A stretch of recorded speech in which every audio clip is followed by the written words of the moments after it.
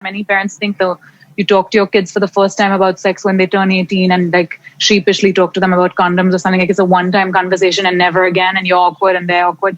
But actually, I feel like there's opportunities to discuss sexuality, gender, the body, all kinds of things right from infancy. I mean, when you teach a toddler the names of the body parts even, why teach them euphemisms for the genitals, some people even use the euphemism shame for the genitals. What's that going to do to how the young person perceives their own bodies?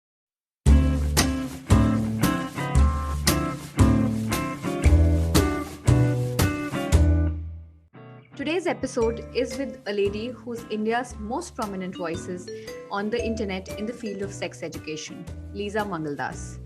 In a society where sex remains a stigma, Leeza chose to use her social reach to normalize conversations around sex, around sexuality, sexual health, and the body. And that's exactly what we spoke about today in our conversation. Normalizing conversations, sex education in our country, and her journey as a content creator about a subject still not widely spoken about.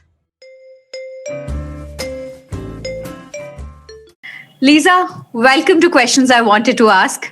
I am very, very nervous to get you here and talk. It's nothing to do with you. It's to do with me and all the awkwardness I have about the subject sex. But thank you so much for coming. And, it's an honor to have you on the podcast. Thank you for having me. And hopefully by talking about it with me and by talking about it just more, it'll feel less awkward. Most of us have awkwardness around it. We're taught to feel ashamed of and kind of like weird about publicly talking about sex, especially as women. So I hear you. But I'm really glad that you chose to address it. Yeah, I mean, honestly, I'll admit it's way out of my comfort zone. But I have been following you for a very, very long time. I think ever since you started putting up conversations around sex and personal relationship, etc. And I was like, wow, this girl is brave. And there's something that you told me when I told you this before also. And you told me that, Anshu, I wish it wasn't brave. It was just normal. And it struck me. And I was like, yeah, that's so true. I mean, tell me, when you just started this, were you told this, that are you being brave or you're being crazy or something like that?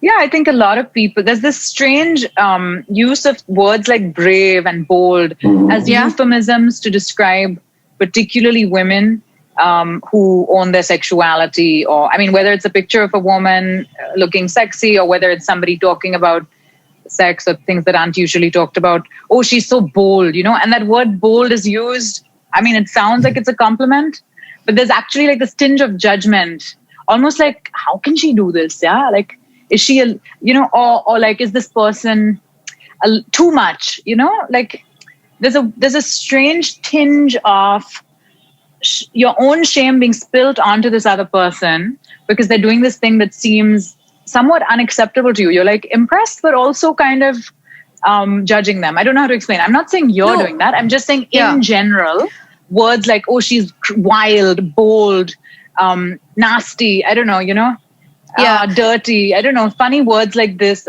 loose. I feel like are used to describe women particularly, but more generally, people who own their sexuality or are confident about or seem confident about talking about this stuff. And I do wish it was just normal, because it shouldn't be brave or bold or whatever else. It's the most normal part. It is a very normal part of life, right?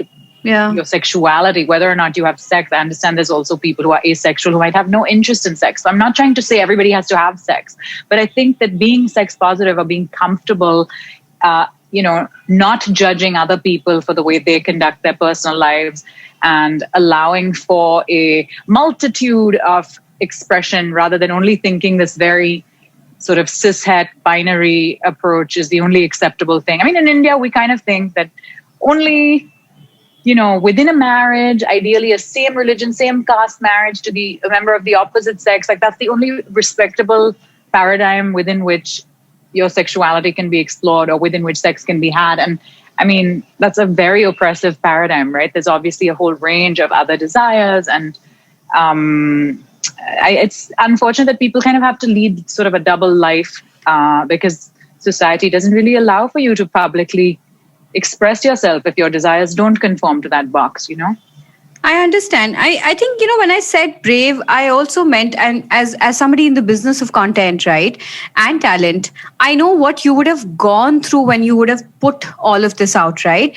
Today, when a normal creator puts like basic, if she's wearing a sleeveless and a short skirt, there will be comments on her page, right? On, oh, she's showing off, she's showing skin, and it can go nasty to whatever extent it, we all know that, right? But when you're out there explicitly putting content about sex, which is a taboo subject in our country, taboo, I mean, not legally, but yeah, unofficially, right? What did you go through? And I honestly meant being brave because you chose a subject which obviously not many people have, spoken about. You chose to, I mean, raise the red flags technically. I think that, for many people, the trolling actually begins at home. It will be someone's own parent or their own, whatever, brother, father-in-law, mother, somebody who prohibits them from talking about this. So often that is a much larger barrier to being able to express yourself in a public forum about a topic like sex than the anonymous trolls or whatever. I mean, unfortunately, as you said, and it's not even, women don't even have to show skin to get trolled. You can be wearing totally covered up and you have a political opinion that's contrary to the dominant political opinion, and you're going to get rape threats and death threats. So I feel like the behavior on the internet is a whole other rabbit hole, and I think actually the people who get the worst end of it are people who have the courage to question the majority religion, the majority political, things like that. We won't get into that for this podcast since that's, as I said, a whole other rabbit hole.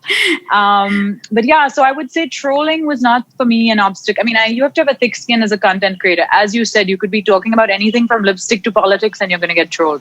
So sex is just one more thing that some people might, I don't know, say something to you or slut shame you or say something silly. But I feel like the fact that I had a very supportive family made this so much easier to do. It would be so hard for me if my own parents didn't support me, or if my own, many people do it regardless, and more power to them. But I do think it made my journey much more sort of doable, much easier, because I didn't have that daily struggle of having to justify my work to the people I live with or to the people, directly sort of involved in my life. So when people write to you nasty things or send you whatever nasty messages, etc., what do? Do you block them? Do you not respond at all? Do you actually get affected, or you choose not to get, like, what is your response in most of the situations like? And so this actually, can help a lot of people. I do want to say though that I'm really grateful and pleasantly surprised that the response has been overwhelmingly positive. I mean, you can look at the comments on my videos, or it's public, right? I can't really. So I'm really pleased that I think for a lot of young people, this information has been received. Like thank you, Didi, or this is amazing, or like, we need to hear this. We shout it from the rooftops. I get a lot of messages like that. Much, much more are the messages like that than the ones being like, chup, whatever, or like, you spoiling our culture or something. So I feel like, and I also feel like I tried to, it was very intentional for me to talk about sex with the same kind of tone that I would talk about any other subject. Unfortunately, so often sex is packaged if it is ever talked about, which is so rare.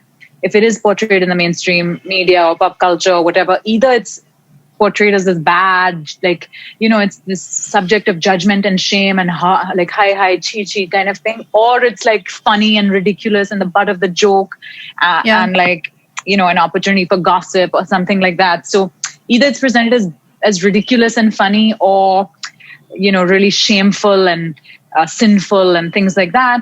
And we always talk about it as if it's this thing that other people do, not something we do ourselves, And so I really wanted to, in my tone, talk about sex with the same amount of like normalcy, I suppose, as I would talk about a recipe or a movie review or the weather or any other part of life. Because in my eyes, sex isn't to be, I mean, I want to take away that even though it's a word that's very powerful on the internet, right? Or in advertising or anywhere, sex sells. Sex is a very clickbaity thing if you want to use it. And many people do that, where the video has actually nothing to do with sex education, but they will use the imagery or vocabulary of sex. The captions and all that, views. yeah. And I wanted to kind of do the opposite, where, I mean, if you're looking to get aroused, you're probably going to be disappointed when you watch my videos. You know, it's more almost like I don't know. It's education. Big sister or teacher or somebody just, you know, it has more like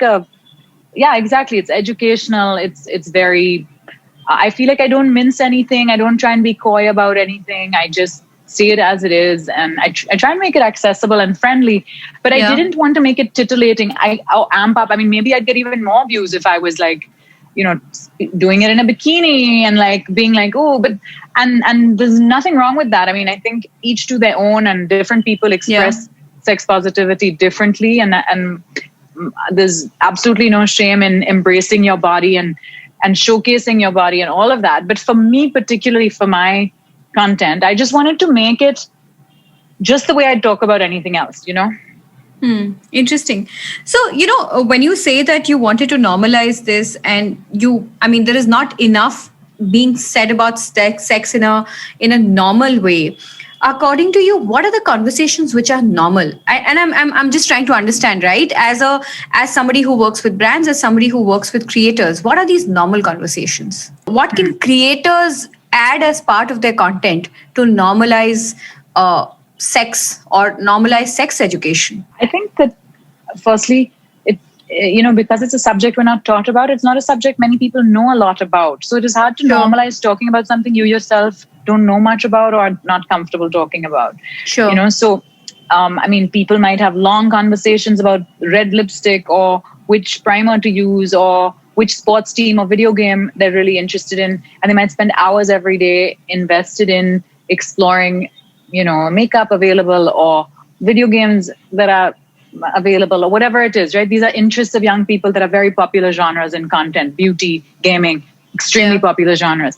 I feel like with sex ed, you might not even know that you don't know, because where are you getting this information? It's not given to you in the way that some of the other topics that have become very popular for influencers to talk about have become. So and also you have a responsibility. I mean, maybe, you know, if you say something silly about a video game, it's not as big a deal, or there's not as high stakes as if you give somebody misinformation about sexual health. So I do think while I really do believe that everybody should talk about sex and feel comfortable doing so if they want to, and that there should be no gatekeeping, I think you have a lot of responsibility to make sure whatever you're sharing is scientifically accurate and is credible.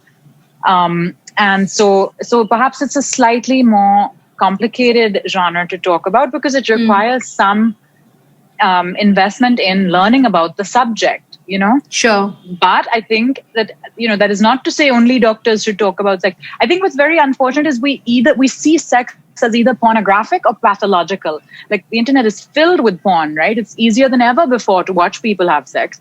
And on the other hand, you know, people are constantly worried that something's not okay. Like, am I normal? Is my penis normal? Is it normal to masturbate? Are my desires normal? People are so worried that their perfectly normal bodies and desires are somehow deviant or medically not okay, you know, because we've internalized so much shame.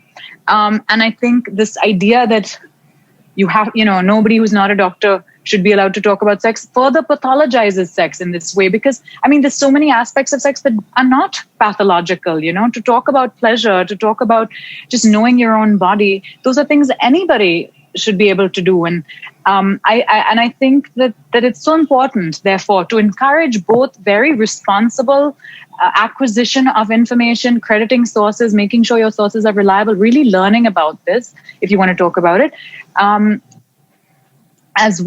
But also still encouraging people to talk about it, if that makes sense. You know, this is something you should care to know about, learn about, and you don't have to have all the answers. Sometimes it's also about asking questions or putting a step forward to make it seem like this topic is okay to be discussed. You know, even just I mean, I think something like consent also, you don't need to be a doctor to talk about consent. I wish every young person was talking about consent, because so many people's first sexual experiences are not consensual, Yeah. So to me, things like consent and safety and pleasure, these are things that all people should have enough information around to make. All adults should choices, have enough information about.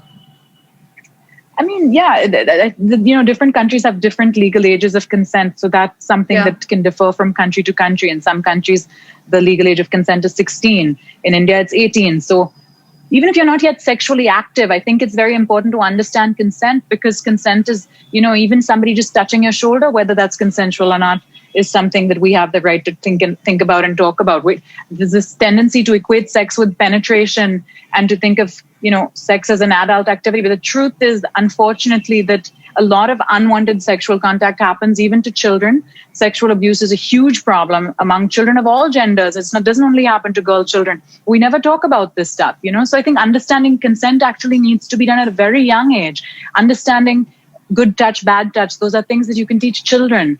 It isn't only an adult conversation, And I think parents need to understand that. Many parents think you talk to your kids for the first time about sex when they turn 18 and like sheepishly talk to them about condoms or something, like it's a one-time conversation and never again, and you're awkward and they're awkward. But actually, I feel like there's opportunities to discuss sexuality, gender, the body, all kinds of things right from infancy. I mean, when you teach a toddler the names of the body parts even, why teach them euphemisms for the genitals, Some people even use the euphemism shame for the genitals. What's that going to do to how the young person perceives their own body? So in so many ways, I mean, I think these need to be ongoing conversations, age appropriate, but ongoing, not one-time conversations, But tell me, there's this entire thing of amongst the more aware generation now, the younger generation now, or some of us who are way more liberal, have been exposed to things all over the world, about India lacking sex education, right?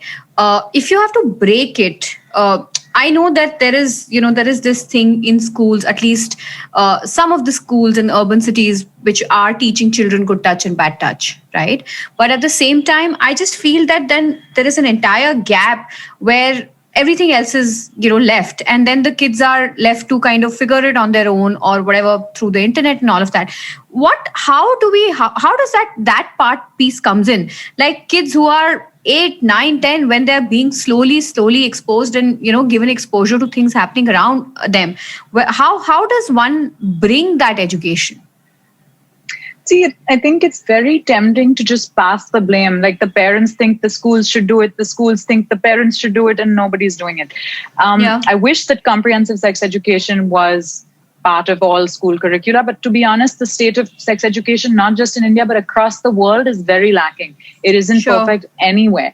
And even a very developed country like the US has pretty abysmal sex education outside of, let's say, private schools in New York and California or something like that. I mean, I'm sure maybe there'll be some wonderful school in the South or the whatever, in the more conservative parts of the country that's still doing a decent job. But there's some very conservative attitudes to sex and sex education all over the world, even in the most economically developed countries and all of that. So I feel like globally, we need to be more sex positive and to do more when it comes to comprehensive sex education. I think some Scandinavian countries have some pretty good programs that are very pleasure inclusive and queer inclusive. But for even in the developing world, a lot of places where there is sex education, it tends to be abstinence focused, and it tends to educate people about the dangers of sex.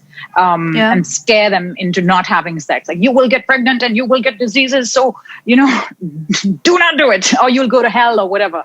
So it's not like we are the only place where sex education isn't adequate. This is, I feel, a really large scale global problem. And actually, when you look at India historically, we have a history that was quite relatively sex positive. I mean, we have some incredibly beautiful imagery and iconography, that celebrates sexuality and sex as a creative process and a sort of very potent creative and erotic force. I mean, Khajuraho, the Kama Sutra, there's so many examples, right? People know this, and yet we choose to ignore the fact that our own culture was actually quite sex positive, and that with colonialism, we inherited these very sort of Victorian ideas of morality and associating shame and everything, with sex. So it's a funny one where I feel like it's hard to think of any place without thinking of all other places, and any time in history without thinking of other times in history, right? Because how did we get here? And how do we progress? I feel like these are things that you can't think of in isolation of the larger geographic, historical, and social, cultural context.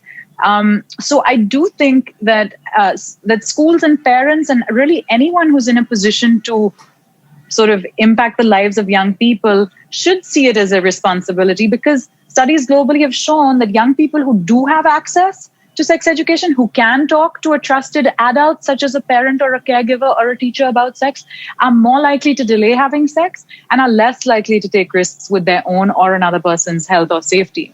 So contrary to this belief that like if we teach young people sex education, then everybody will have more sex younger, actually it's the exact opposite of that. People make better decisions. People wait to have sex. And, in a funny kind of way, when you tell a young person, don't do this, it almost makes that thing more thing to do. We all have done that. We all have wanted to know more about things which we were told not to do. Exactly. So in a way, just making it normal actually encourages more responsible behavior. Interesting. Tell me, so, while there is sex education, there is, all of them, obviously, this entire subject culminates from the fact that we're a society which is missing sex education, right? But because of that, there is something called as equal pleasure, right?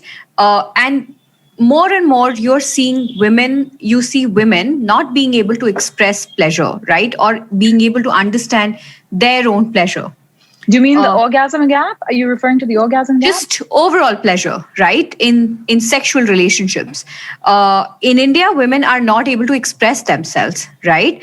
What are you'll so many of the conversations that you will have with women, you will find that they're not happy, they're not interested, they are, a lot of gaps in the conversations or in the actual act. And whereas you hardly hear men complaining about it, right? Why is that so? Like women are complaining more about no sexual pleasure, and whereas men don't complain about it. Do you think it's because of lack of sexual education or something else, because of their inability to express? Actually, I feel like it's kind of limiting to make generalizations based on like men are this way and women are this way. Yeah. But our society does it all the time. So unfortunately, in a way, those become self-fulfilling, how should I say? Because the way our behaviors are a culmination, or rather our behaviors are the result of not just our own true feelings, but also the social and familial and religious and other conditioning, correct? So this is a complicated question. I want to address it. Yeah, but I want to also acknowledge that like the very binary attitude to gender, where we think of all people as either men or women, and that like men are sexual and women don't want sex or don't like sex or don't enjoy it as much. Like these generalizations, even though they're so prevalent in society, I feel like they're quite harmful. And I wish we could dismantle this association of certain behaviors with men and certain behaviors with women, because in a way, those stereotypes existing perpetuate the thought process for people of whatever gender to have to conform to that stereotype. Do you know what I mean? Sure, what if I'm a man who loves sex? I can't say that because society has told me women don't love sex. What if I'm a man who doesn't like sex? I can't say that because society has told me I have to love sex, and it's super masculine to want sex and have it all the time. So I feel like it's damaging to perpetuate these stereotypes, and I really want to try and be like, there is no gendered way to, men don't have to have sex in this one way and women don't have to have sex in this one way. Like we can define for ourselves how we wish to be sexually. And there's also gender identities beyond the binary. Not all people identify as either men or women, or and the genitals don't have to determine gender identity. And so there's so much to unpack there. But I do think at the same time, the pleasure of people with vaginas or people with vulvas has been in the sort of cis heteropatriarchal landscape that we all exist in. It has been sidelined. The sexuality of women has been surveilled and policed and controlled historically for centuries and continues to be. And so society has worked really hard to make sure that women don't feel entitled to pleasure. That for women, sex is supposed to be about having babies, not orgasms. That's the messaging that society has tried to perpetuate for centuries. So I think that pans out enough. I mean, gender equality, right, in so many aspects of life has been something that we are still trying to fight for, whether it's gender equality in terms of how people are. I mean, before we used to have to fight for the right to vote and the right to work. Now that we have the rights to do those things, we're trying to fight for more representation in government, more representation in corporate boardrooms. You're paid equally. More exactly. And same, we need gender equality in the bedroom as well, right? I think that the fact that people look at sex as penetration, most people think sex equals a penis in a vagina. That is sex. Nothing else is sex. That's a very limiting view of sex. And it ignores women's pleasure because the research tells us, and I mean, I think most people with vulvas will confirm this, that penetration is not the most reliable route to orgasm for women. Some amount of clitoral stimulation is also required, but nobody teaches anyone about the clitoris in any official context. If there is sex ed or a biology chapter in your school, you learn about the uterus and the ovaries and menstruation. You'll see the penis because erection and ejaculation are very important. But no one mentions the clitoris, right? Even though it's absolutely central to the pleasure of most people with vulvas. And actually the clitoris is the analog to the penis. They develop from the same tissue when a fetus is developing, before sexual differentiation occurs. So the vagina is not the analog to the penis. The clitoris is the analog to the penis. Imagine if, there were millions of men in the world who'd never seen a diagram of the penis or didn't know what the penis was. It's unthinkable to us. But there are millions of women in the world who have never seen a diagram of the clitoris or don't really know what it is, So we've been kind of, I feel, fed certain scripts that are very heteronormative, very patriarchal, for so long that we've come to think of sex in certain ways that prioritize the pleasure of people with penises and posit sex as some sort of duty for women or some sort of, many women even think that sex is painful and that's just how it is. For women, it's just supposed to hurt. It's not supposed to hurt, women's pleasure hasn't been part of the conversation for so long. So, and same with, the sexual experiences of queer people. We don't talk about that enough either, right? There's this very, very heteronormative, sort of male-centric portrayal of sex for so long that I think it colors our own attitudes as well, because that's just what we've been taught, So it takes some unlearning also. Even for the people who don't benefit from the views, you would have internalized some of them. And so it can be it can take quite a lot of work to rethink or unlearn or sort of dismantle some of the stuff that you've internalized. Interesting. Okay, I'm going to try and ask you a simple question. I don't know if it's simple, and please pardon because it's very difficult for me to frame these questions like I admitted at the beginning. How do women learn to express their own, to express what they want out of a sexual experience? How can women start communicating better? And I'm sorry I'm saying this women, because one, I truly believe that a lot of my audiences is women. And also I believe that this section needs more representation as compared to, particularly for sex as a subject, as compared to, I know you don't disagree. I know men. You disagree, no, men, but yeah. I just think there's different aspects of the way that the cis heteropatriarchy has influenced people of all genders. And it serves nobody. Like some people think, many men are like, oh, you angry feminist, they kind of rail against women who talk about women's rights. But men don't understand that this doesn't help them either. And I see it all the time. So many men write to me being like, I'm so insecure about the size of my penis or how long I can last in bed, or I don't think any woman is going to like me because my body is so ugly, or, complaints around premature ejaculation or erectile dysfunction and things like that. And also, I feel like even just being emotional is considered not masculine enough. So men just have no place to be vulnerable and think that they can. I mean, toxic masculinity does not serve men. It really doesn't.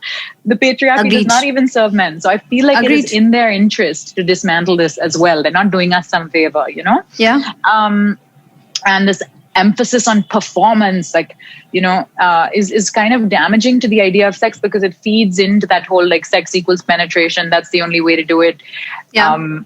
And this whole like penis centric view of sex is, I feel, quite restrictive actually, because there's so much pleasure to be had with or without an erect penis.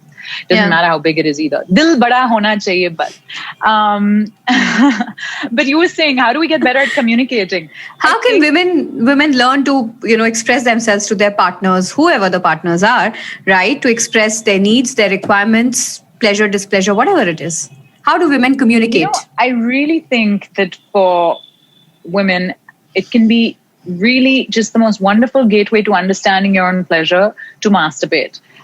Because before you're able to communicate about your pleasure, it can really help to understand how your body works in relation to pleasure. At least for myself, as a young person, I mean, in my early 20s, in my first few sexual experiences, I feel like I myself didn't know enough about how my own body works in relation to pleasure. So if things weren't feeling so great, I didn't even know what to tell him to do differently.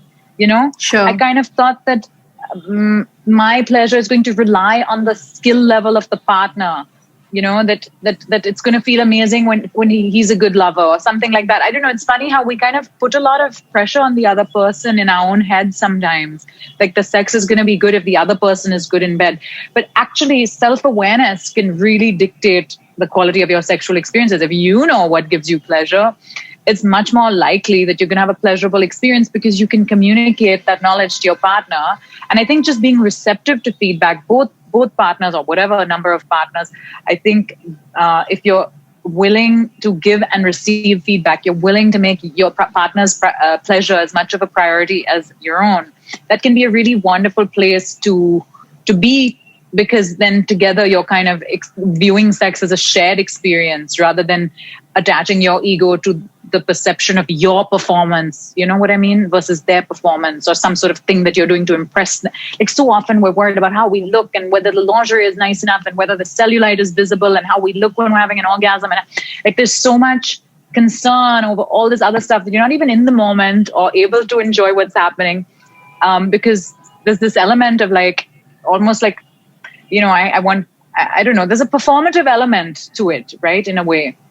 It's almost like some sort of show and tell, talent show or something going on, and you really want to please your partner in that way. But I feel like being able to be honest with each other and not having to pretend or perform or like moan extra loudly when it's not actually feeling so good, or, you know, when you're able to be honest, actually things can get so much more truly pleasurable. You know, you don't have to pretend, right, if you're able to be honest. So, but I think first, knowing what turns you on, knowing what feels good will make it much easier to communicate effectively. And so often creating a sort of self-pleasure practice for yourself, especially as a person with a vulva, I think can be really quite radical and groundbreaking, because at least for me, it was like, I didn't even know that I didn't know that I was capable of experiencing this much pleasure, you know, until I explored self-pleasure for myself. So I feel like we're not encouraged to, we don't even look at it. You know, most people with vulvas grow up never having even seen their own vulva. Like it isn't located in a place which is easy to see. Unlike if you have a penis, you're kind of going to see it every time you pee or, you know, change or whatever. I feel like to really, to know what the clitoris is, to know, many people don't even know that they don't menstruate from the same opening that they pee from, you know, that there's a urethra and the vagina, the two different openings there. People just don't know this because they haven't gotten to take a closer look. So I always encourage people even to like sit down for 20 minutes with a hand mirror and like look at their vulva, figure out what is what, figure out what feels good when touched.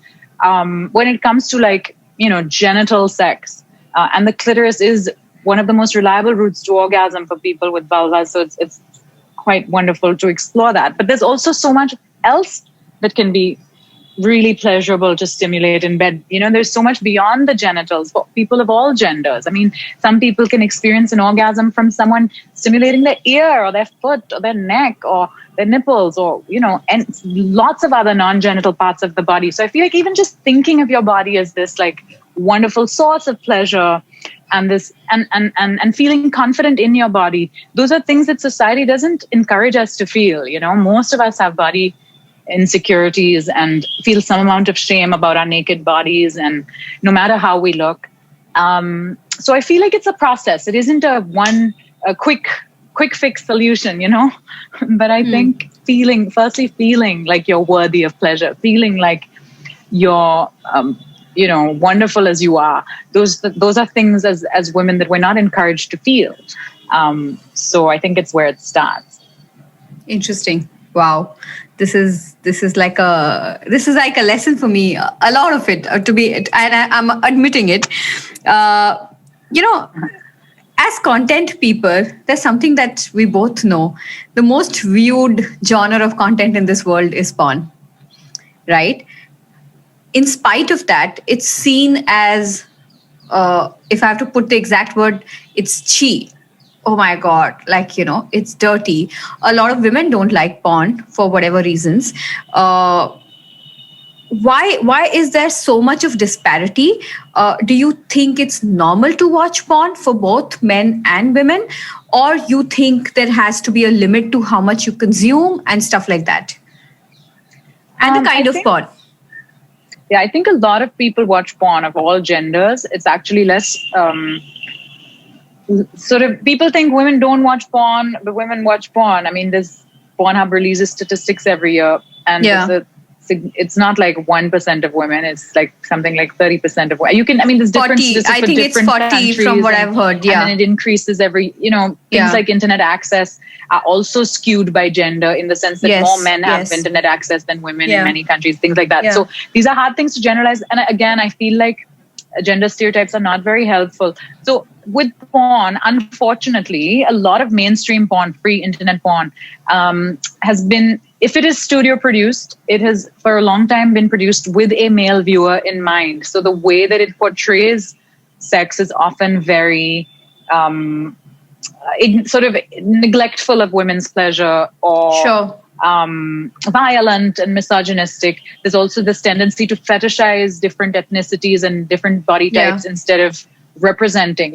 Porn is quite diverse, but they tokenize or fetishize even in the titles of the clips and things like that, certain races or certain age groups or certain body types and things like that. So this is not to me that's quite unethical, because it tends to fuel things like racism or sexism or fat phobia or all kinds of other pre-existing prejudices. Instead of challenging, it reiterates those. However, I think there's also quite a large number of adult filmmakers seeking to make better porn, recognizing that porn is now a stand-in for many young people in the absence of sex education. It becomes the first reference point for sex, and recognizing that the pleasure of women and queer people also deserve representation. And so there's this sort of independently produced porn that's called ethical porn or feminist porn or indie porn. I mean, there's different names for it, but there's a focus on a whole, in terms of the actual content, it takes into consideration the more emotional aspects of sex, the pleasure of all people, the representation of diverse sexualities and ethnicities without tokenizing and fetishizing. And so it can be, it's literally very much made with the thought process of, okay, if now in the internet era, porn is a stand-in for sex education, let's make it to provide to young people a healthy and beautiful and sort of, safe and consensual representation of sex, rather than something that's just going to be extremely confusing and potentially even sort of negatively impact how a young person sees sex, right? Because I think parents don't talk enough to their children about porn. And in the internet era, whether you want to or not, I think statistics show that inevitably, whether intentionally or unintentionally, many people, I think in the US, I could be wrong with the exact statistic, you can look it up, but something like 50% of young people have accessed porn by the time they're 10 years old. There could be a pop-up window on another site or whatever. You don't even have to look for porn. Porn will find you on the internet, right? So porn literacy is important. It's important to talk about this stuff. And I don't think porn is all good or all bad. And I don't like making, I think I really encourage people to have both and thinking instead of either or thinking. Because, for some people, porn can be I mean, it is a very safe. You can't get pregnant or get a disease from watching porn. You can't get rejected either. So in a way, self-pleasure or watching porn or any kind of solo sexual activity are among the safest ways to have sex in a way, right? Or to have a sexual experience. I think for many people whose community or family or something invalidates their sort of sexuality, it can maybe even be quite affirming to see your desires represented in porn. Sure. So I can't say that porn is all bad, or that porn is bad for women, or porn is bad for this person versus this. It's so personal. I feel like your relationship with your sexuality and how you use porn or don't use porn is something that really adults should have the freedom to decide for themselves. I do think that on the creation of porn, we should have more regulation, because so often you don't even know whether a clip was consensually filmed, whether it was consensually disseminated, whether the act being filmed is consensual. I mean, there are clips of sexual assault that are put onto porn sites. This is unacceptable. Revenge porn, unacceptable, right? So I think we need tech companies and production houses and things like that to be much more responsible about regulating what goes on a site. Sure. In terms of, since there's amateur porn and the tube sites where anybody can upload anything, it is very likely that every minute some clip that violates consent on some level is being uploaded. And to me, that is a huge problem. As for the ethics of studio produced porn, whether you watch it or not, if it was consensually filmed, that's a slightly different conversation. You know what I mean? Here it's very clear. Like putting a clip of somebody onto a porn site without their consent is not acceptable. It is just that, for me, that's a very clear answer. But as to the take on whether watching porn is good or bad for you, that's really something you have to figure out. And interestingly, your views on something are likely to determine the outcome. Like if you think masturbating is bad and watching porn is bad, you're likely to feel bad about it.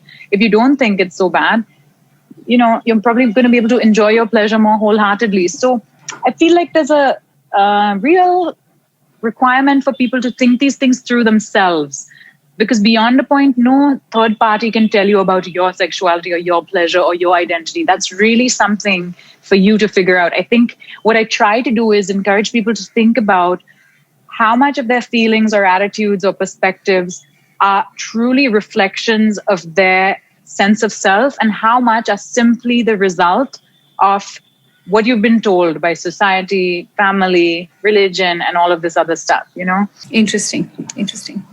This is very, very interesting. And I'm so glad, Leeza, throughout this conversation, there was one thing that was at the back of my mind, that I'm so glad you're doing what you're doing to be able to, not just educate, but, get people talking about it. The fact that I approached you to talk about this subject, I think for me, it was a big feat talking about it, right?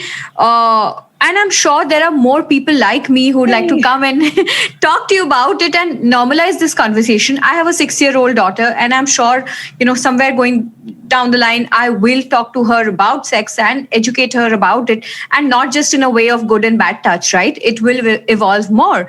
And that was the intent of this conversation.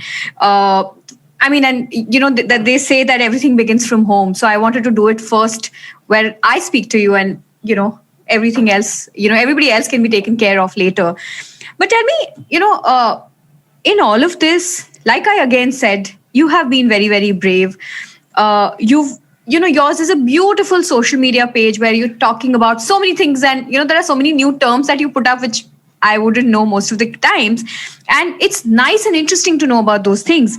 But in all of this, do you think talking about sex, especially in India, in our country, has affected your work, your collaborations? Have less brands coming to you saying, oh no, because she's talking about sex? Or there are more brands coming to you, or there are more people coming to you for collaborations and commercial conversations, etc.?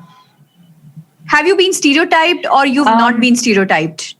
See, I've done such an array of things in my career. In fact, I started this conversation actually on YouTube before I started talking about sex on Instagram. About 4 years ago, I started creating content around relationships, sexuality, gender, the body on YouTube, because at the time Instagram wasn't video focused.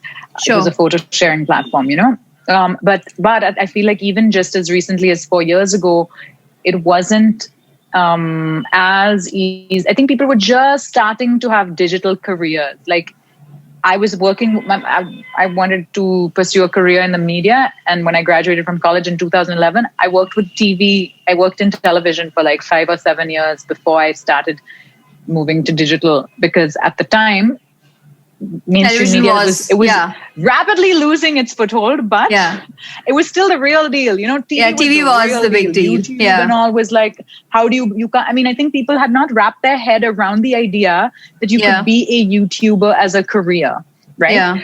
Well, that was just beginning in India, and so I was doing mainstream television work, and I've done a whole range of different types of content, from lifestyle and travel to sport to business news. But as a person in your 20s, you're not getting to call the shots. You take and present whichever show they give you. So I was frustrated over time. Firstly, also, it's all branded content. Now almost anything on television and even in newspaper. But the integrity of journalism is another rabbit hole. Again, it's a whole other podcast. But basically, even though I was very grateful for the learnings that came with it, because I learned about production as well. I learned not only how to be in front of a camera, but also behind the camera, scripting, producing, all of this stuff, which were very transferable skills, which have served me very well, even in the work that I do currently. It doesn't hurt to know how to edit video, how to shoot and be your own cameraman and sound and whatever.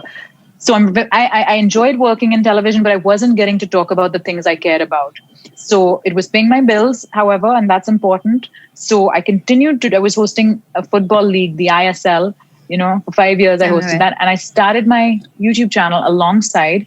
And it's interesting to, unlike other forms of content and influencer culture where you're relying on brand deals to fund you and whatever else, there are some red tape kind of barriers, I guess, around this content, which people should know about. For example, most content that has to do with sex is not advertiser friendly on YouTube. So it will automatically be demonetized, or ads will be disabled on the content, because that's just the global policy on YouTube. And there's many funny little sort of inconsistencies in the policies of these companies, which otherwise seem to be so woke and progressive. Even Instagram, female nipples are banned on Instagram. But today, when gender is so you can't really classify somebody's gender based on their body. What is a female nipple and what is a male nipple? It's a strange thing to contemplate when you recognize that gender is a social construct. So I think the companies themselves are struggling with sort of whether these policies hold weight anymore or not. And in fact, as my channel grew, I was able to communicate with YouTube India and have at least some of it monetized, because they recognized that it was educational in nature. Many of these rules serve to prevent sort of abuse on the platform, or sexual solicitation, or things that might be illegal in certain countries. But I think there's more and more recognition for the fact that educational content is valuable and needed. And as when you make it difficult for creators to get ad revenue from making that content, you're disincentivizing the creation of that content, right? Why would anyone make videos but when I did it, though, it was going to be my passion project. I was still doing the TV stuff. This was just stuff that I really cared about. So at the time I was like, who cares whether it's monetized or not monetized? I'll work extra hard to make my money doing this mainstream TV stuff, so that I can do this without having to worry about all of that other whatever. Right. So, and also when your videos are getting 1,000 and 5,000 views, the money is so small on YouTube that it doesn't really matter. So I didn't let all of that get in the way of just starting to do this project, because I just believed it was important. And I think many creators who talk about less talked about issues have another job. Like, sometimes you might be making your money from your day job, and this could be this other thing you do because you believe in it. It's unfortunate, I feel now, that we believe we must monetize every hobby or every passion project. And I think, unfortunately, there's some compromise, actually. Now, the pandemic made it very difficult for me to do any TV work anymore. And luckily, that coincided with a kind of sort of just explosion in terms of the reach of my digital content. I was at like it was just a different level of reach I had in, let's say, 2018 or so compared to now. So for various factors, I guess in terms of the amount of time I spend doing what, I kind of almost don't do any TV at all anymore and focus entirely on my digital content. But I'm very cautious of brand deals because I really think that, if I wouldn't use something myself, I will not talk about it. Sure. If the values of what's being sold don't align with mine, I will not talk about it. I recognize it's a privilege to be able to do that, and some people need to make money and all of that. But I think that if you're going to pick a subject to talk about that has a certain level of impact that's different from just influencing someone's purchasing decisions. If I tell you buy this lipstick and it's not your favorite shade of pink, fine. But if I tell you buy, vaginal lightening cream, that's horrible. That's not okay. This is a regressive product that you do not need.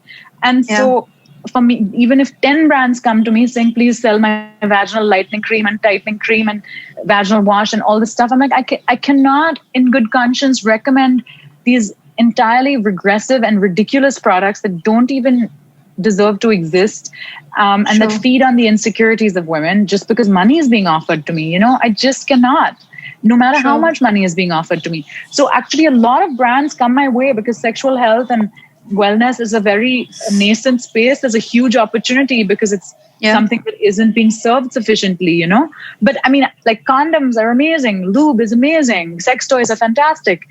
But you're also getting all these really regressive products that are playing on existing misogynistic tropes around, sex and women's bodies and things. And I feel so often the players creating these products are only in it for the money. They haven't even understood all of this properly. They'll have like the very feminist Instagram page selling their vaginal lightening gel with a quote of like Arundhati Roy on the side or something, and it's just like, in fact, sometimes I want to really tell brands like, just, do you even watch my content? Why are you coming to me with this stupid product?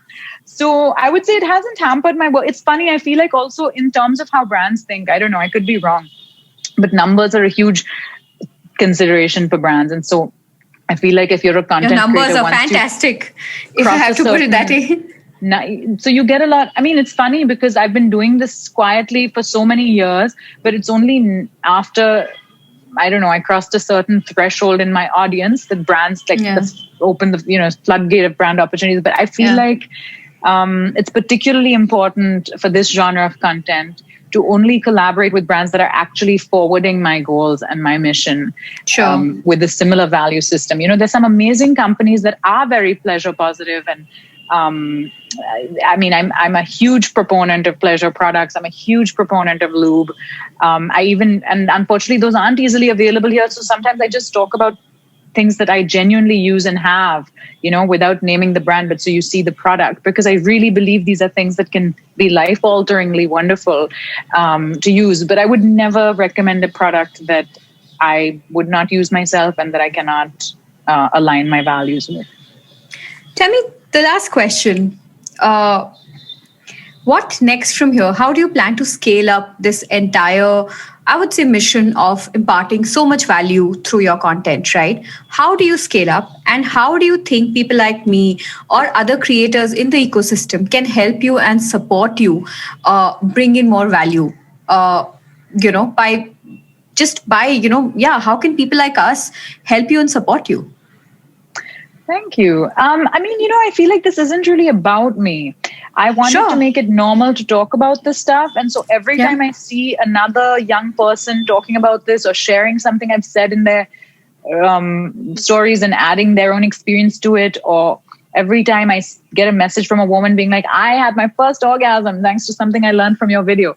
That's what I'm living for right now. It's not about me or how many followers I get or how much money is in my bank account as a result of this, because this isn't really a commercial project. If I wanted to get rich, I should be an investment. I have an Ivy League degree. I could be working for like a consulting firm or an investment bank. Being a sex educator is not your ticket to becoming a millionaire. You know what I mean? Yeah. But those are, I would like to be able to make a living. I think it's important for work to be sustainable. And I think we also have this habit of expecting creative work for free, which is unfortunate.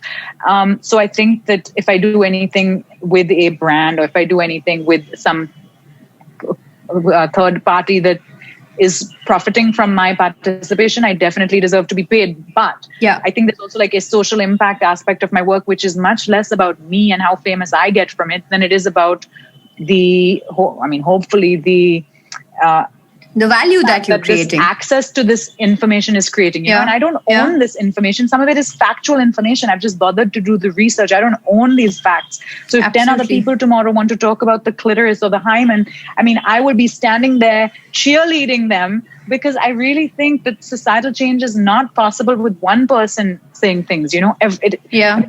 Change is incremental. It's not radical. It's not like one person comes along and the whole society changes, you know. Everyone's mindset has to change. And it'll probably take a lot of time.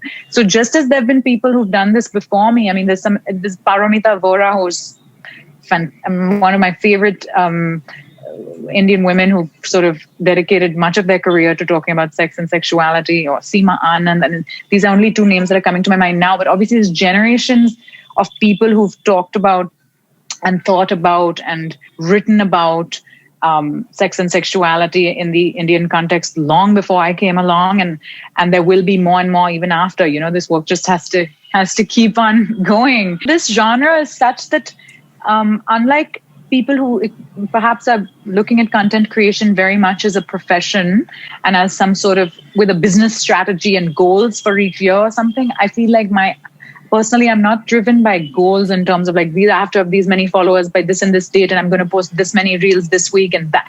Because I feel like there's a certain amount of work involved in creating this content that isn't just, okay, I need to put a reel out today, so I'll just put something out. You know what I mean? Yeah.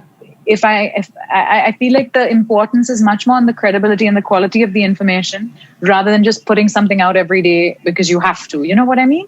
So I don't want to put those, I don't really think of myself as an influencer. The word influencer kind of suggests that you're making a lot of money by putting out your content because you're influencing other people's purchasing choices. But you know, I'm not trying to shame influencers. I have nothing against influencers, and influencers are amazing. But in terms of your revenue model, I feel like the better word for something like what I'm doing is educator, because much more like an educator. What you're putting out is not primarily commercially driven, and the opportunities to commercialize are few and far between because there's a conflict of interest.